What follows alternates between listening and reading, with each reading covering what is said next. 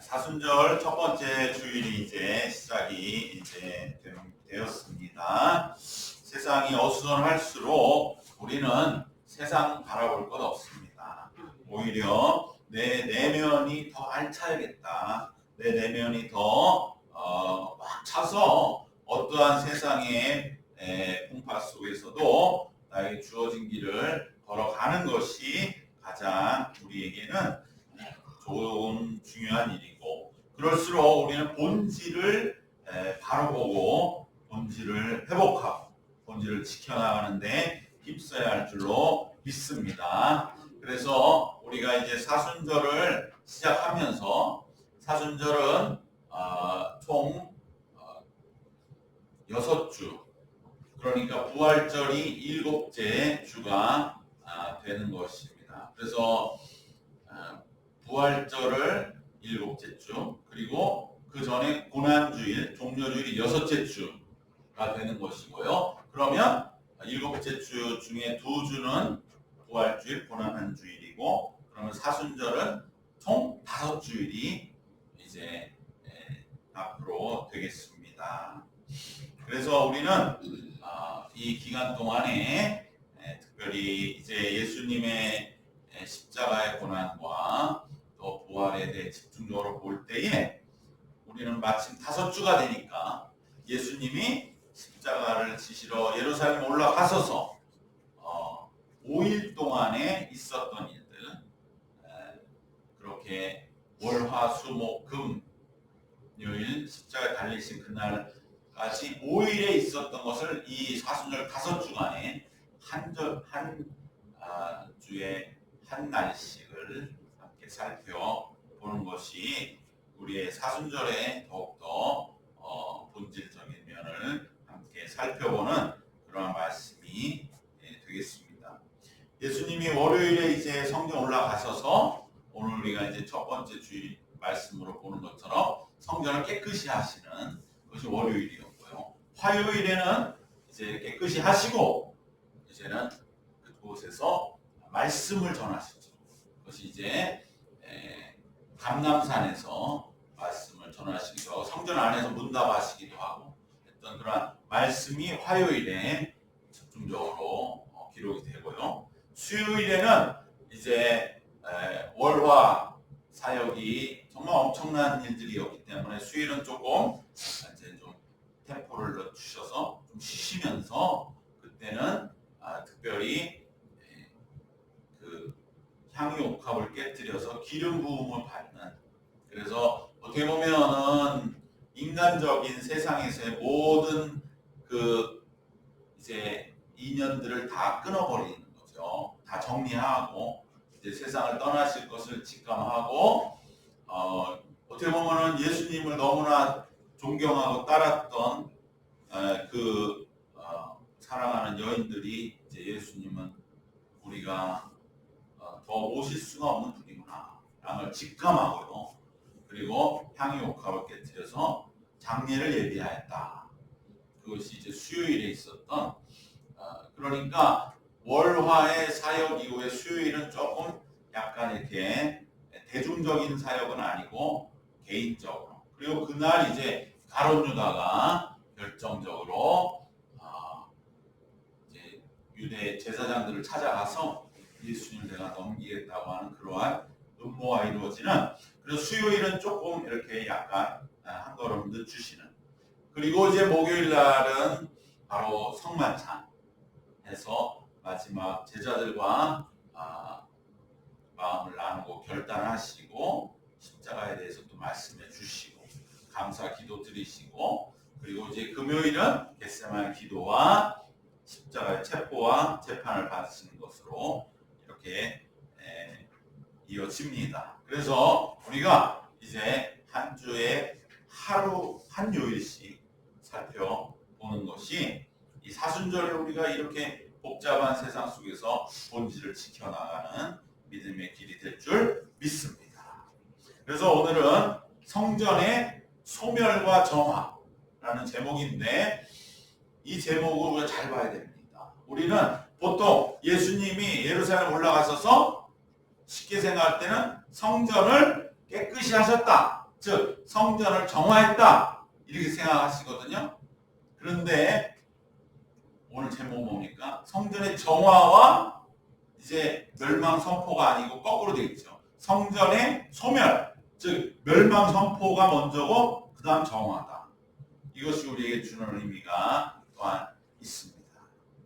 즉 예수님은 예루살렘 성전을 깨끗이 하시려고 하시다가 그것을 못하고 그냥 성전을 헐어버리자 그렇게 해서 성전이 완전히 헐리는 그것을 마지막에 선포하신 것이 아니라 처음부터 예수님은 성전의 소멸을 전제하고 그리고 그 다음에 정화는 가섰을 때에 자신의 목적을 나타내기 위한 하나의 그러한 표현이고 노력이었다는 것이죠.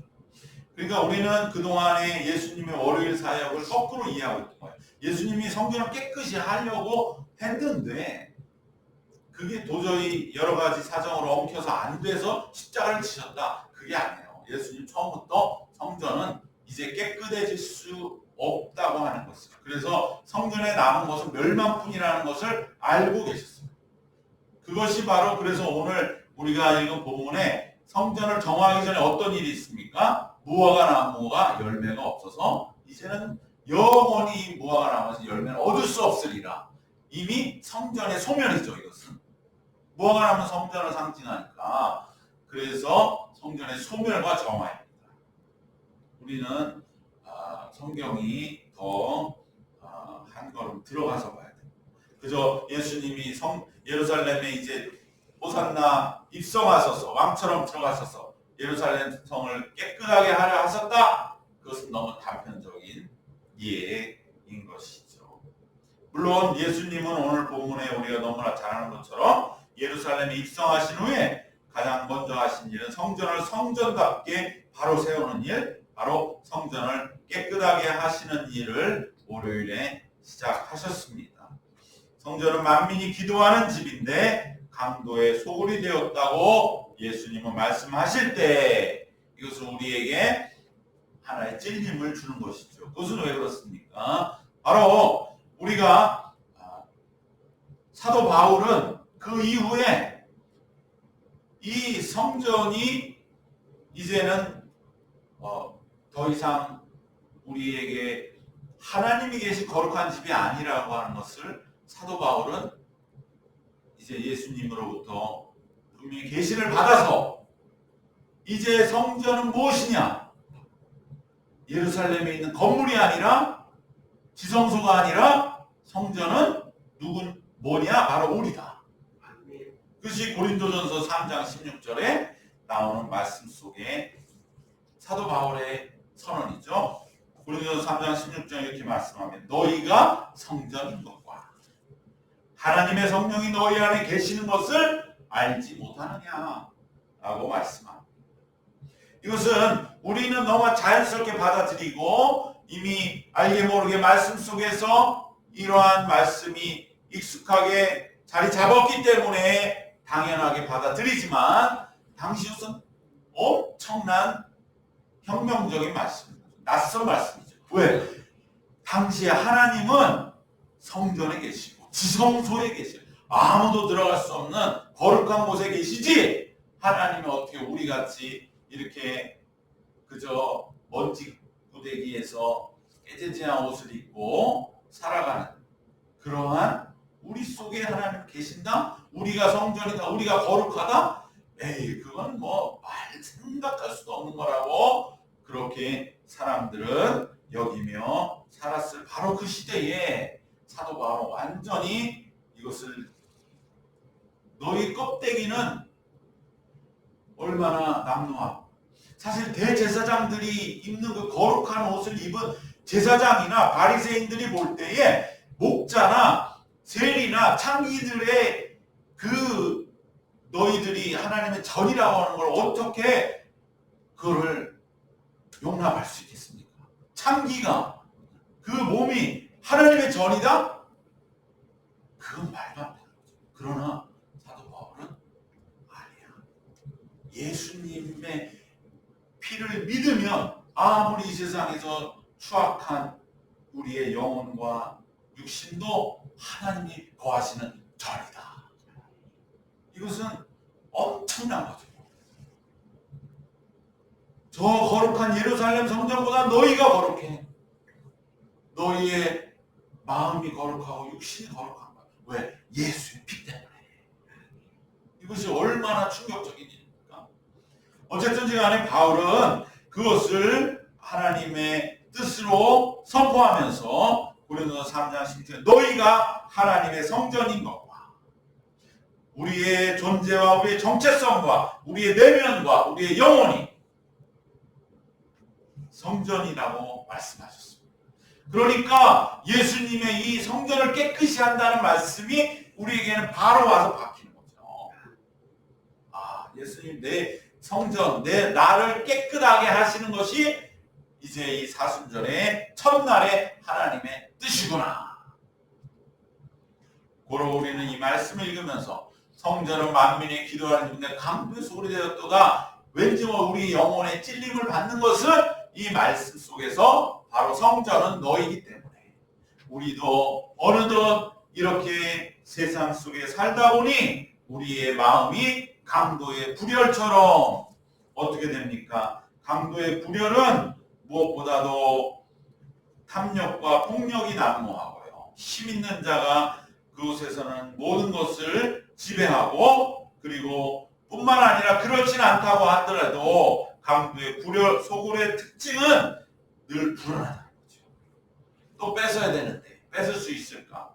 얼마나 일 자체도 너무나 험악한 약탈의 그 일들의 도박같이 자기의 삶을 걸어야 되는 불안함 그리고 그렇기 때문에 염려와 근심이 끊이지 않고 그것을 가리려는 가식과 또 많은 허세들이 난무하는 것이 어느덧 우리의 마음이 되었다 이거예요. 우리의 마음이 그렇게 됐다. 강도의 소굴이 됐다는 것은 우리도 세상 속에 늘 불안함과 염려 근심 속에서 하나님 주신 평안을 지키지 못하고 늘 뭔가의 마음에 그저 고통과 아픔 그러면서 힘에 의지하면서 또 내가 남에게 윽박지르기도 하고 때론 굽신거리기도 하는 그러한 내 마음의 내면이 울퉁불퉁해진 바로 그것을 성전은 강도의 소굴이 되는 것 같다.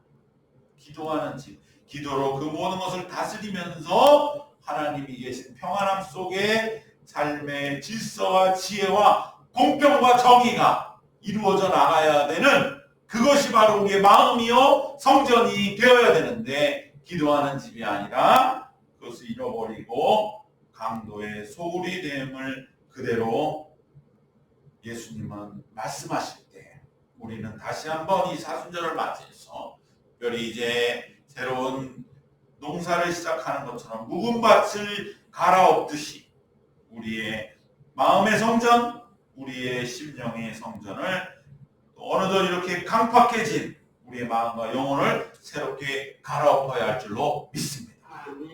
이것이 바로 성전에 깨끗이 하신 것의 그 일이고 여러분 이것은 우리에게 사랑보다는 정의에 가까운 것이죠. 그러니까 우리가 예수님 십자가 지신 건 무조건 사랑이다. 그 전에 기억해야 할 것은 정의를 먼저 세운다. 이 말이죠. 정의가 없는 사랑은 사랑이 아니다. 그것은 너무나 일방적인 고통과 희생입니다. 그래서 유근 시인의 그 유명한 구절 있잖아요. 너무 아픈 사랑은 사랑이 아니었습니다. 유근 시인도 충청도 충북 사람인데 어머님이 신실한 신앙이네요. 가족들이 다 신앙이네요. 그 사람도 어렸을 때 교회 가서 놀랐다니까요. 그 사람이 너무 아픈 사랑은 사랑이 아니었어. 그 19절 하나로 그것을 이제 김광석이라는 가수의 노래로 만들어서 많은 사람들이 알려줬는데 너무 아픈 사랑은 사랑이 아니라 왜? 사랑은 서로 잘 되고 서로 살아야 사랑이지 한 사람이 너무 아파 그럼 사랑이 아니야. 사랑이라는 이름에 그것은 사랑 아닌 것이죠. 그렇기 때문에 정의가 먼저 있고 그 다음 사랑이다. 정의가 없는 사랑은 사랑이야. 그것은 사랑의 길을 다시 찾아야 돼. 사랑을 세워나가야 되고 지켜나가야 돼. 그래서 정의가 가득 차면 넘치게 되는 것이 사랑이다 하는 것이. 그래서 예수님 먼저 십자가의 우리의 사랑을 만방에 보이시기 전에 성전을 깨끗이 하셨다.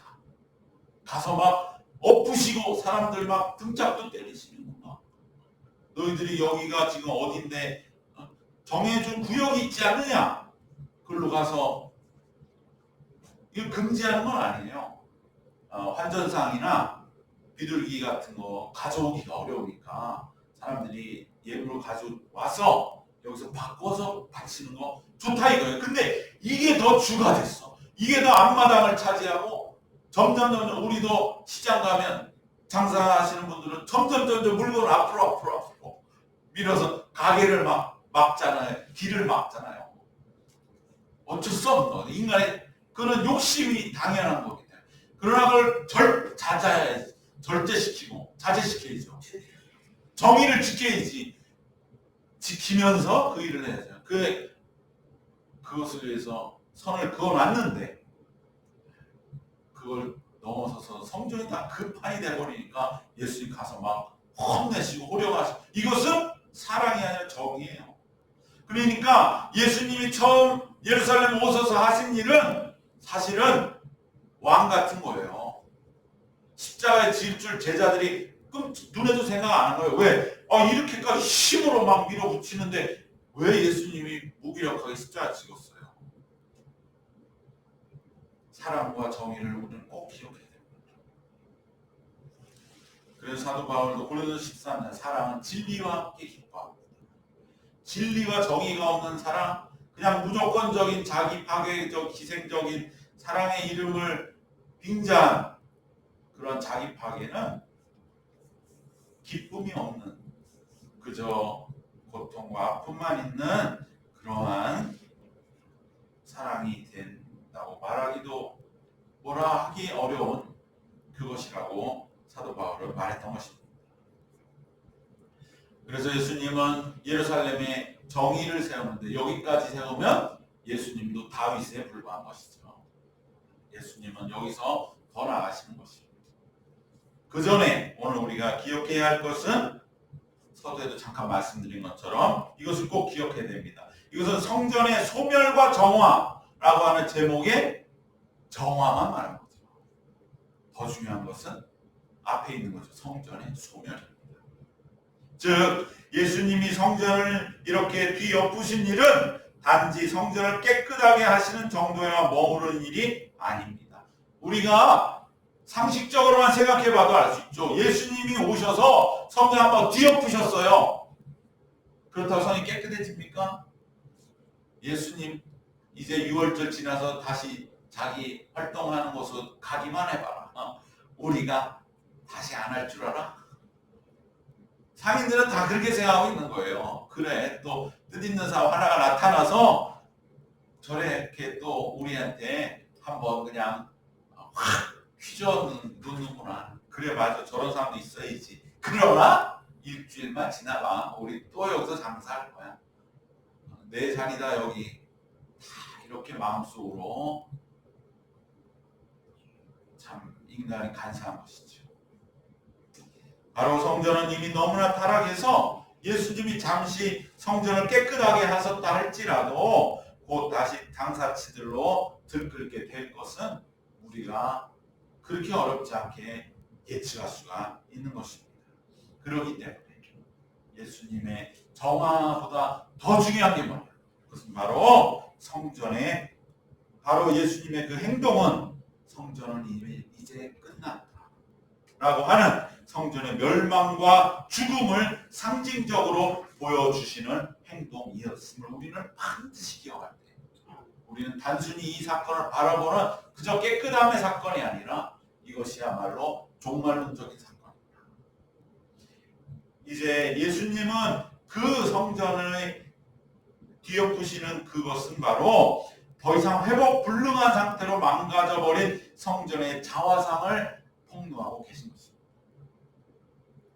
예수님이 왜 성전에 와서 이 분을 바라며 이 난리를 펴야 됩니까? 하나님의 아들이 가장 거룩한 곳에서 많은 이들에게 하나님의 말씀을 선포하고 영혼을 구원하고 살아계신 하나님을 나타내셔도 부족한 그 예수님이 오셔서 이렇게 폭력의 한복판처럼 행동하고 계시다 와서 이미 성전에 민낯은 자화상은 성전은 성전이 더 이상 아니다.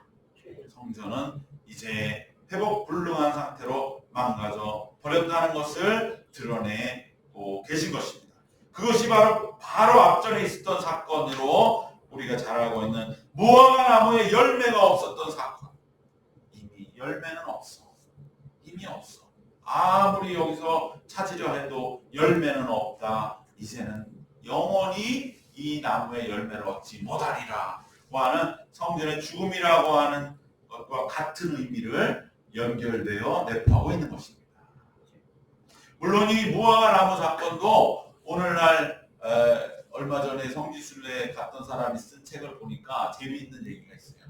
너무나 다 요즘은 뭐 다 그냥 안 가봐도 가본 것처럼 생생하니까. 근데 이 무화과 나무가 사실은 2번 열매를 맺는다는 거예요. 그러니까 조생종 먼저 열매가 한번 예비적으로 열리고 그 다음에 이제 나중에 가서 제대로 열리는 1년에 2번 열리는데 예수님이 이때 가서 무화과나무에 무슨 열매가 있나 본 것은 조생종이 혹시나 있을까 해서 본 거예요. 그러니까 예수님이 여기 보면 무화과의 때가 아니어서 어떻게 해석하는 사람들은 아니 예수 무화과 나무의 때도 아닌데 가서 열매 내놓으라 그러면 예수님 오버하신 거 아니에요? 이게 아니라 그 당시에 무화과나무는 1년에 2번 열매를 맺을 때 조생종 열매를 맺을 때 혹시나 있을까 해서 그때도 사람들이 무화과나무 열매를 드문드문 2번째 열릴 때보다 적지만 그래도 열매를 얻기도 했다는 거예요. 근데 조생종이니까 어떠겠어요? 한참 이제 물이 올라서 잎사귀들이 무성하겠죠. 2번째 딸 때는 잎사귀는 지고 열매가 많아 보이겠죠. 그러니까 잎사귀만 무성했다는 말이 나온 거고, 그래서 혹시나 있을까 해서 봤는데 희한하게도 그 나무에는 무성한 잎사귀만 잔뜩 있고 조생종 열매도 정말 먹기 민망한 것이야. 몇 개 있든지 아예 없더라. 그럴 때 이 말씀은 리얼한 실제적인 것이지 뭐 예수님 일부러 의도적으로 막 어거지로 이적을 만들기 위한 것이 아니잖아요. 그러한 것을 이제 가서 자기도 보고 배워서 알았다. 그런 책을 본 적이 있는데 어쨌든 여기서 우리는 이 무화과 나무에 열매가 없다는 것은 성전의 소멸이고 이것은 예수님이 성전을 깨끗이 하신 일과도 연결되는 것이다. 여기서 우리는 중요한 것을 발견해야 됩니다. 그것은 뭐냐? 우리는 성전인 내 자신에게 이걸 적용하면 어떻게 되겠어요? 성전의 소멸을 우선 받아들여야 되는 거죠. 즉, 내 자아의 죽음을 우리는 다시 한번 받아들여야 되는 것이고요. 또 하나는 그럼에도 불구하고 우리를 깨끗하게 하려 하시는 예수님의 이 애쓰심을 우리는 동참해야 되는 2가지 의미를 내 자신에게도 성전된 내 자신에게도 적용하시기를 바랍니다. 즉 우리는 성전된 내 자신을 깨끗하게 하시려는 예수님의 그 애쓰심과 노력에 동참할 뿐 아니라 내 자아의 죽음과 소멸도 받아들이는 이 2가지 내 자아의 정화와 소멸을 동시에 받아들이고 교차적으로 내 안에 모셔드려야 한다는 것을 기억해야 할 줄 믿습니다.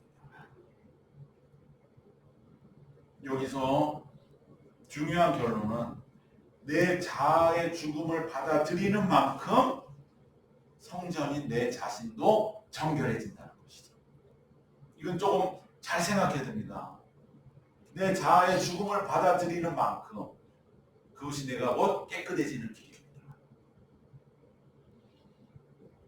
성전인 나를 새롭게 하는 길은 오직 예수님이 깨끗하게 하신 그 모습을 연상하면서 나를 깨끗해 하시는 일뿐만 아니라, 그래서 내가 내 자신을 깨끗하게 할 수가 있습니까? 없습니까?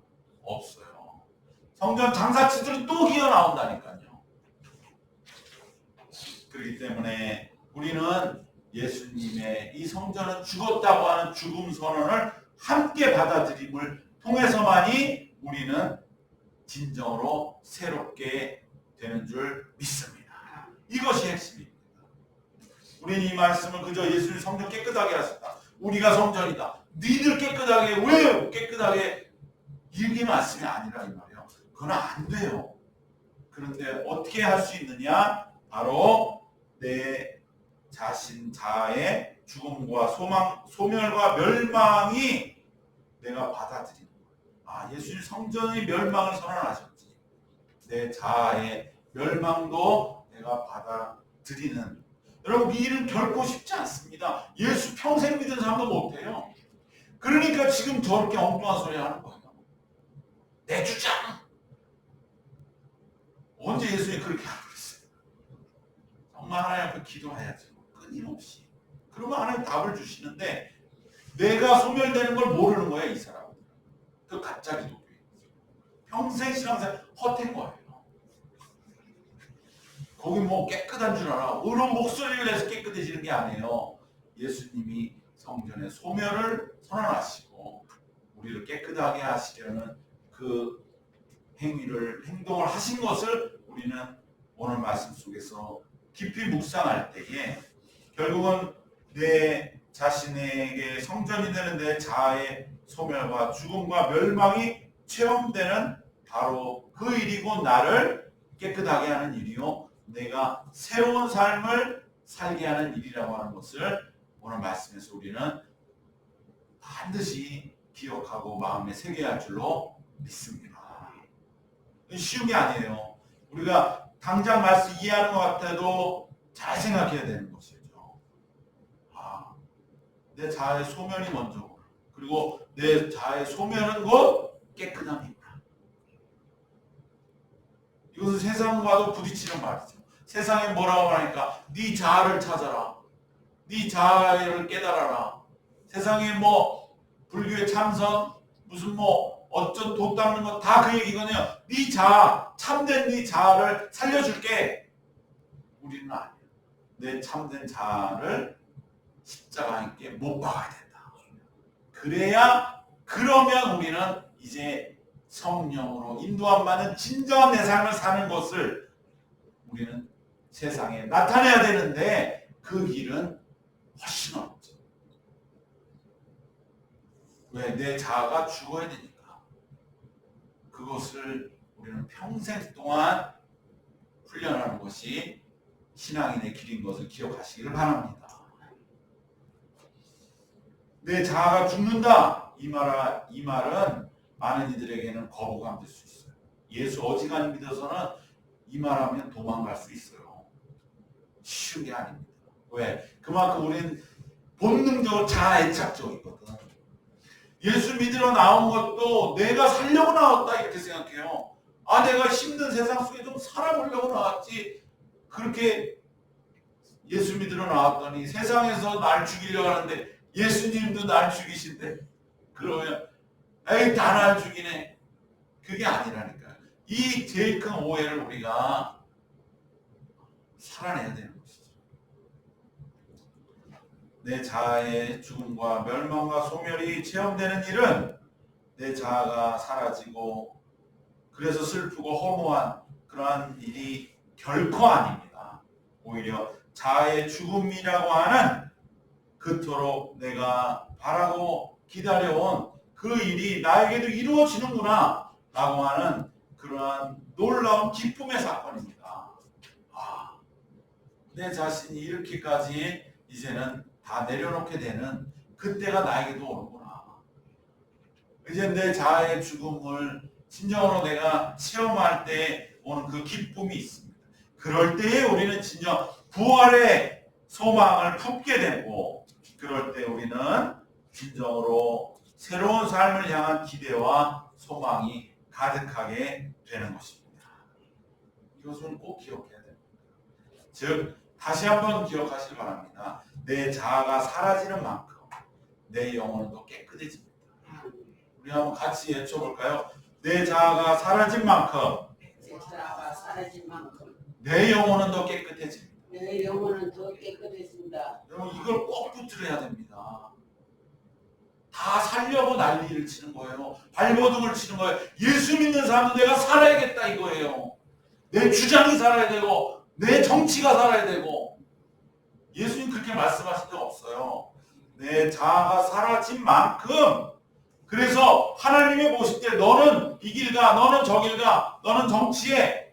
그게 진짜 하나님의 나라를 이루는 거고 하나님 손에 붙들려 쓰임 받는 거지. 진정 우리가 깨끗해지는 거지. 내 생각과 내 정신, 내 주장으로 강화시키는 그 길은 그건 세상의 길이다. 그것을 예수님은 우리에게 말씀해주고 계시는 것입니다. 내 자아가 사라진다고 해서 걱정할 것 전혀 없습니다. 오히려 눈이 띄어집니다. 이제는 성령으로 세상을 보는 눈, 진정 문제의 본질을 꿰뚫는 눈이 우리에게 열리게 됩니다. 바로 이제는 비로소 내 삶을 주님께서 이끌어 가십니다. 그리고 성령께서 내 삶을 인도하시는 놀라운 은혜가 우리 속에 체험되는 은혜를 믿으시기를 바랍니다. 성전의 소멸과 정화는 곧 내 자아의 소멸과 정화입니다.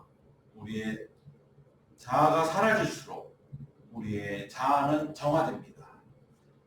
바로 이 사순절 우리는 성전의 소멸과 정화, 자아의 소멸과 정화의 길로 한 걸음씩 나아가 진정으로 우리에게 이제는 주님과 동행하는 믿음의 길이 열리는 이 때가 되시기를 주님의 이름으로 축원합니다. 기도하겠습니다. 하나님 감사합니다. 그저 이 세상에 와서 내가 세상 전부인 줄 알고 아둥바둥 살다가 허무함과 한탄 속에 하루하루 죽음에 눌려 살아갈 수밖에 없는 저희들이 진정 새로운 삶으로 인도하시고 내 자아를 내려놓고 내 자아가 이제는 성전과 같이 더 이상 아무런 기대와 소망 없이 그저 이제는 종말을 구하는 그 길이야말로 오히려 놀랍게 내 자신을 깨끗하게 하고 새롭게 하고 다시 태어나게 하는 그 길임을 우리에게 신이 말씀하시고 이루시고 그 길을 위하여 이제 예루살렘으로 오셔서 역사를 시작하신 예수님을 우리가 마음에 모실 수 있도록 인도하여 주심을 감사드립니다. 사랑의 하나님, 그 은혜 속에 살아가는 저희들 되게 하여 주셔서 진짜 우리가 믿음 안에서 다시금 굳건하게 하나님이 우리를 깨끗하게 하심을 믿으며 우리의 묵은 밭을 새롭게 갈아엎는 그리하여서 우리가 점점 깨끗해지며 내 자아가 점점 이제는 소멸되는 것을 바라보면서 놀라워하고 기뻐하고 이제는 그 자리를 성령으로 채워가며 성령의 인도함을 받아 능력으로 살아가는 하나님의 사람들이 다 되게 이끌어 주시옵소서. 예수님 이름으로 기도드리옵나이다. 아멘. 우리 함께 이 시간 기도하겠습니다.